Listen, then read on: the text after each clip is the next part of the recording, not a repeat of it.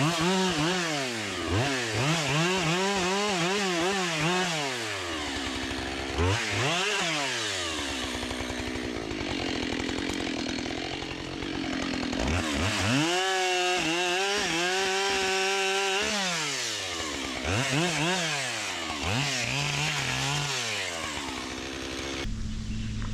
good morning, everybody. Welcome to Working Horse with Jim.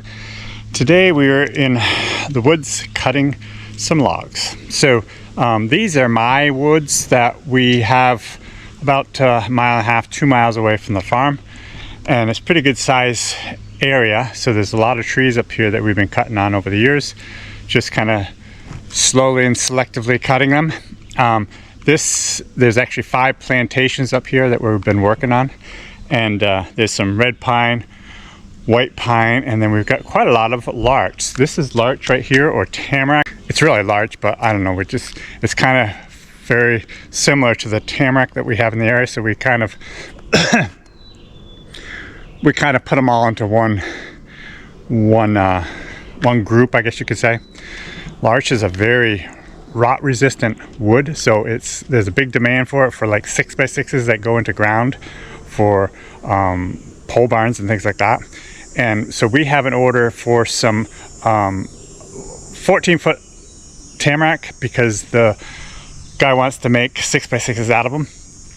He has his own sawmill, so we're not going to saw it, we're just going to cut the logs and saw them the logs. We also need some 10-footers. So now I know a lot of people on our channel don't really care for horse logging or the whole logging that goes on with me and my channel, although I think a lot of you guys really enjoy it. But I just wanted to give you guys a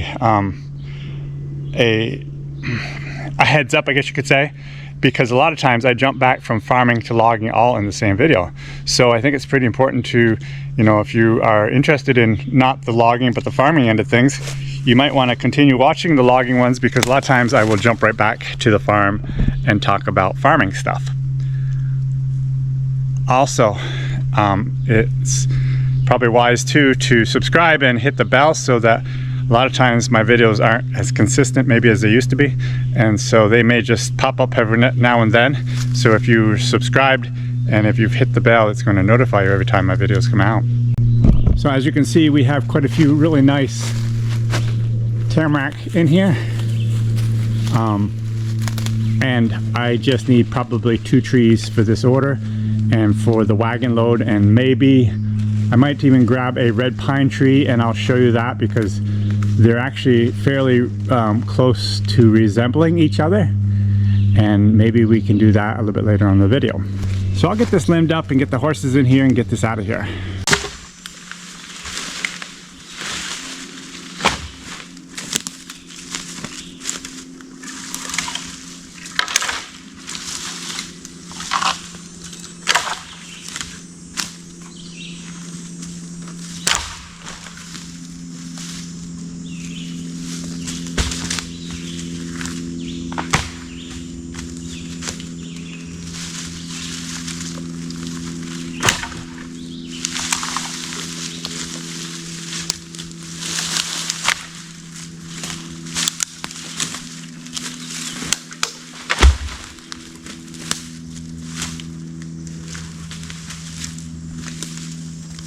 So I know my first hitch that I hitch onto is going to be a hard pull, so I'm trying to get all the brush out of the way so that the horses have good footing when I ask them to pull.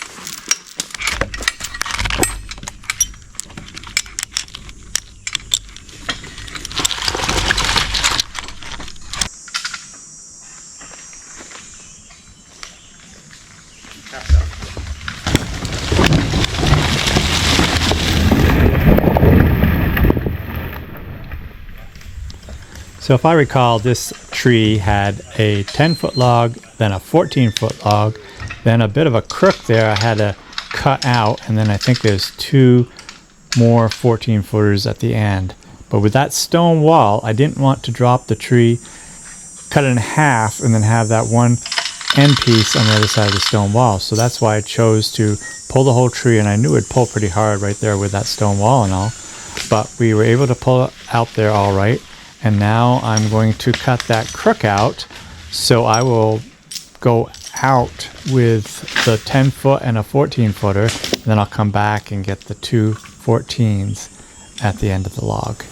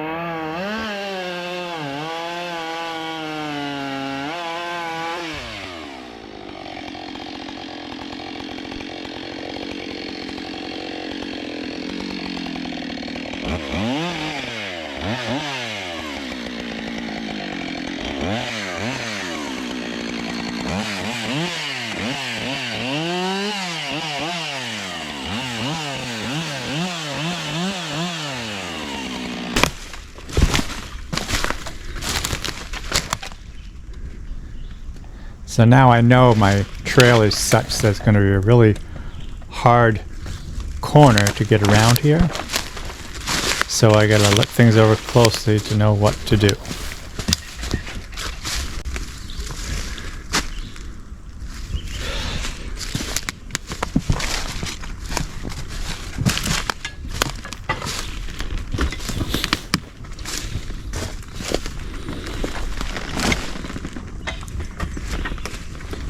This tree right here is in pretty rough shape. I'll cut it down. I think I can salvage some out of it. And it's kind of right in my way to get around here, so I'm trying to decide exactly how to get around it. I try to avoid damaging any trees when I'm logging, and when you're turning sharp corners and you're hitting a tree, like this tree has had happen before, you could see the mark on the bottom of the tree. I really try to avoid that. This tree, and being a poor tree, it really doesn't matter because I'm going to cut it at some point anyways. But another big issue with hitting a tree and trying to go around a tree in a corner like this, it takes a tremendous lot of power. And if you do it and the horses can't pull it, it's very discouraging for horses. With equipment, you can do that all day long, and the equipment just doesn't seem to care. But with horses, they have a mind, and they can do their own thinking and realize that, you know, you're making us do things that we can't do. And so I'm just going to not bother doing it. So a horse will quit really fast if you try to get them to do things that they cannot do. There's a real knack, I think you could say, as to knowing when to pull something that is hard and heavy and going to give you trouble, and knowing when not to, and knowing how to avoid it. All those things take time to learn, but after many years of practice and experiment, you get better at it and know where to put your horses, what situations to put your horses into, so they don't get discouraged. And so you're able to get them to pull better, because when they start quitting, it's very, very difficult to build that trust back up into them so that they can pull hard again.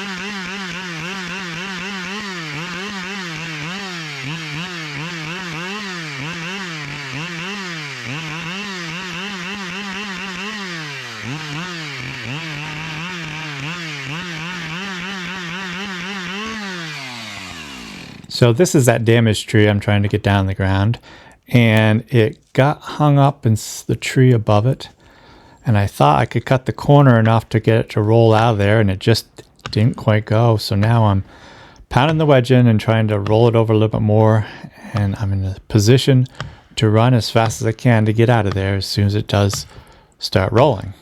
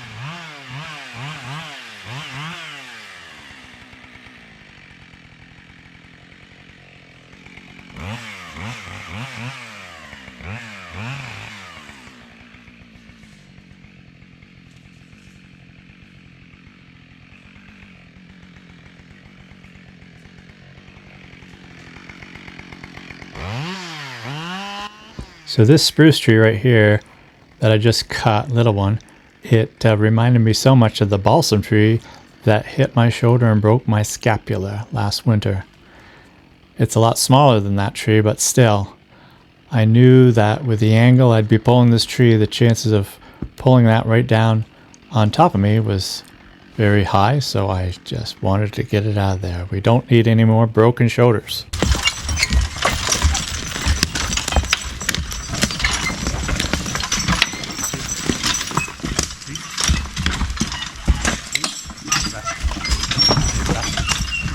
So this tree I knew was not going to be able to take out in one piece because of the angle I'd have to turn to get it down to the landing. So I am going to hitch onto the small end of the tree and pull that out to the front end of the tree, and then take both pieces at once down to the landing.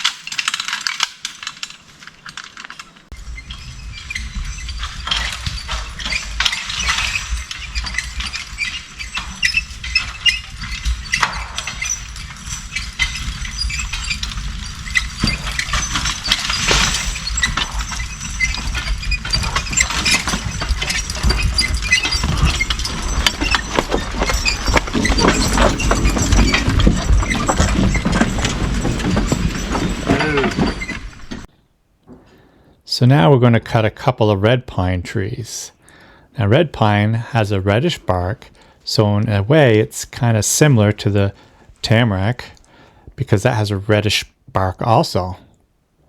A lot of people do have a difficulty telling them apart. And of course in the wintertime the tamarack all the needles will die, so it's obvious then, but during the summer months they are somewhat similar when you look at them for a quick glance until you look them over a little bit closer. And this here is a tamarack tree.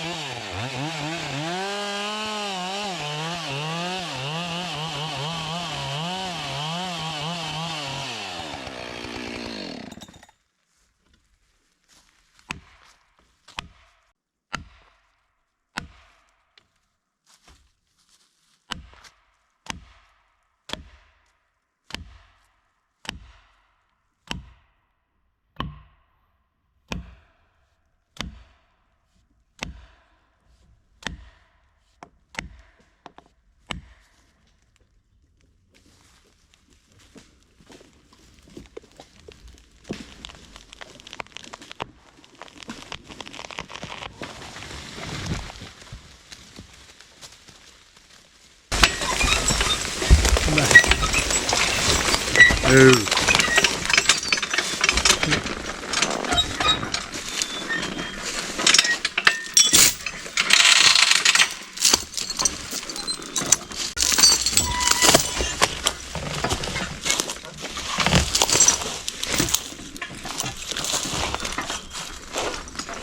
So with these two trees, and I do this quite often, I cut both of them in half right here, and I'll take the two butt logs with the first hitch, and then I'll come back and take the two top logs and the second hitch.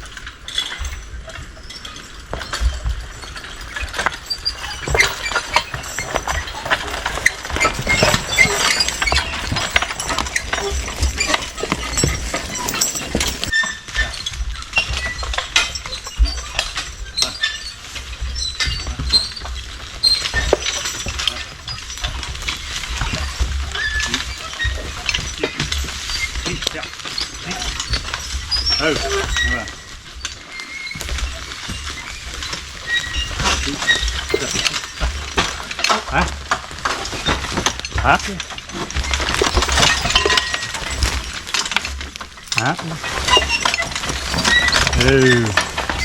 That's the paw. Paw. Paw. Careful. Careful.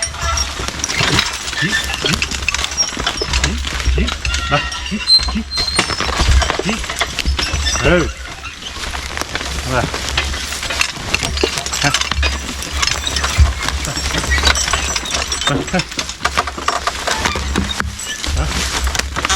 Oh. No.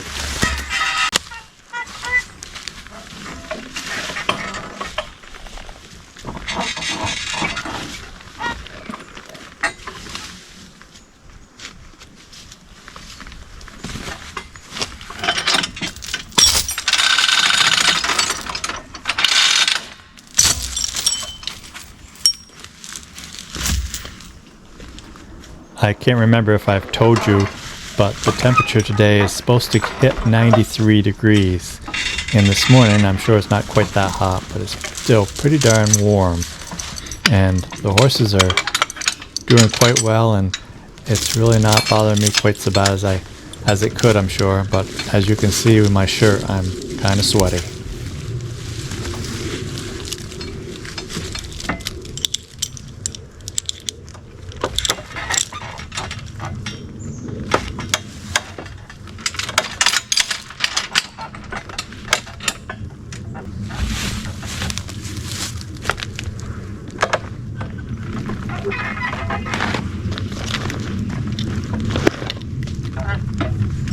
Half a shot.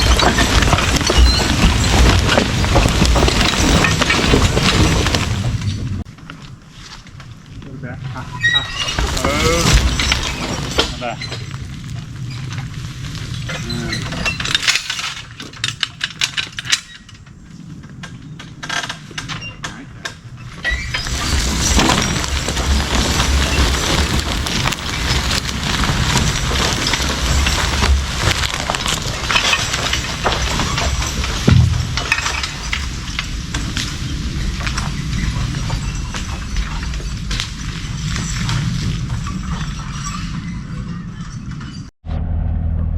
So guys, these are the 2 red pine trees.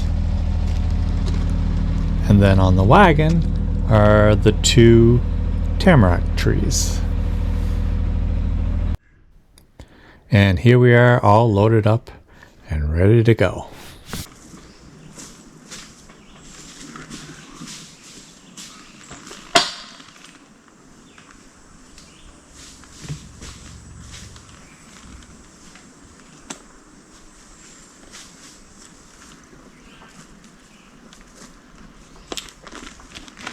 Yeah.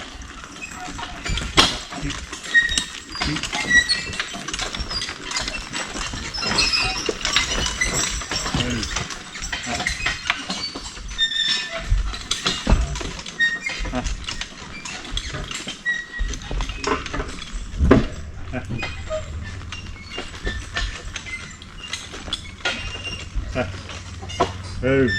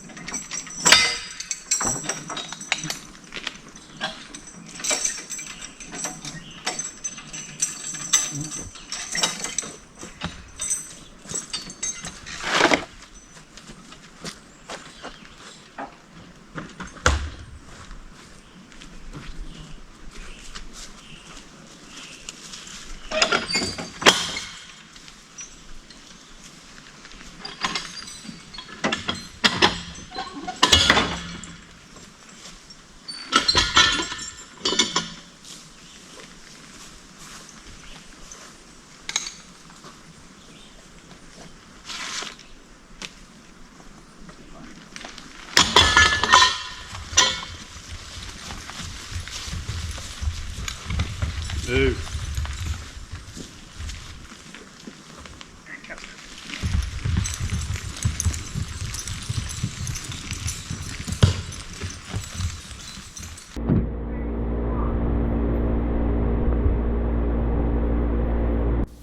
This morning I took Bill and Baron back to the woods and we got another wagon load of logs. Today we got this afternoon we have some other stuff to be doing, so let's get at it.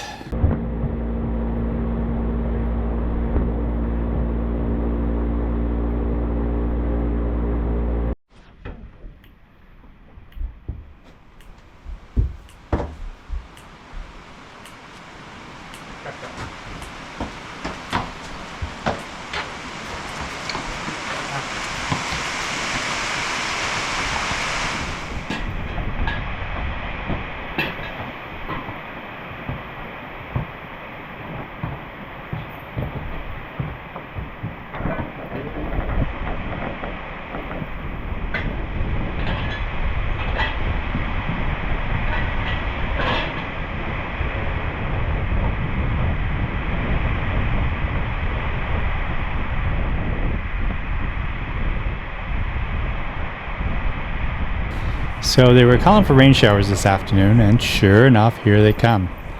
It hasn't been raining at all, but it is now. So we're just going to have to hold off spreading a little manure until the shower's over.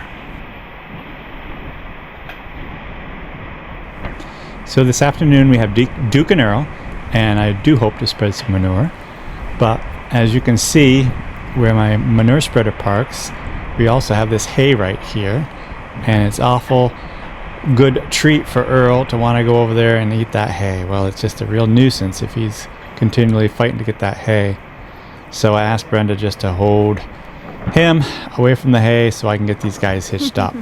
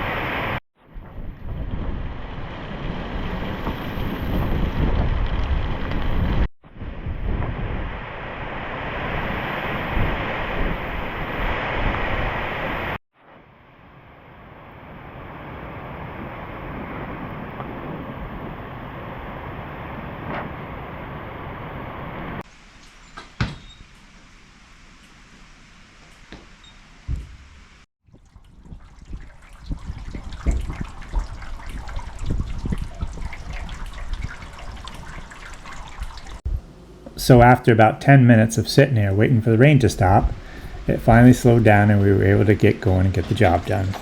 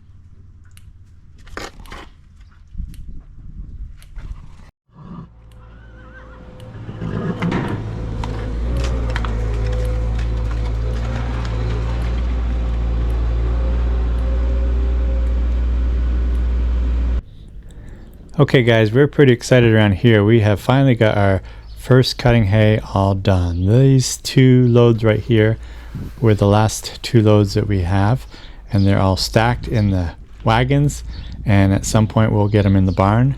And the baler worked really good in the process of our last little bit of hay. And as you can see also, we have a whole bunch of round bales undercover in the sawmill building, which is really nice because it'll store so much better than being outside. We still do have 6 bales outside, but yeah, the majority of it is undercover.